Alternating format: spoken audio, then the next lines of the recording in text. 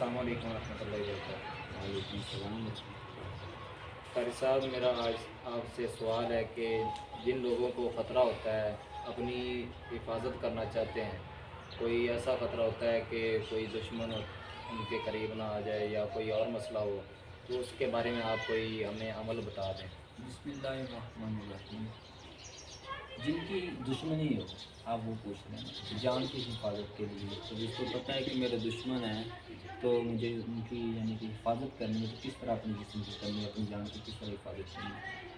تو دیکھیے سب سے بڑا جو عمل ہے نا وہ آیت الکرسی کا ہے، ٹھیک ہے۔ اس کو 3 مرتبہ پڑھے، اپنے جسم کے جانا چوک میں ڈالے، تو یہ اللہ پاک خود حفاظت فرماتا ہے، ٹھیک ہے۔ کیونکہ 1 مرتبہ آیت الکرسی پڑھنے سے فرشتے، دوسری مرتبہ 2 مرتبہ پڑھیں گے فرشتوں کا سردار حفاظت کرے گا، اور 3 مرتبہ پڑھیں گے تو اللہ پاک کی ذات کو حفاظت کرے گا۔ اگر آپ نقاش ڈالنا چاہتے ہیں، کوئی تعویذ وغیرہ ڈالنا چاہتے ہیں اپنے گلے میں، پہننا چاہتے ہیں، تو سورہ حشر کی آخری 3 آیات یہ لکھ لیں، اس کے اوپر 7 مرتبہ جو ہے نا وہ سورہ آیت الکرسی پڑھ لیں، تو انشاءاللہ جو آپ نقش بنا کے اپنے گلے میں پہنیں گے یا کسی کو پہنائیں گے، تو اس کی جب تک اللہ کی طرف سے اس کا ٹائم مقرر نہیں ہے تو کوئی اس کو نقصان نہیں پہنچا سکتا۔ جزاک اللہ خیرہ۔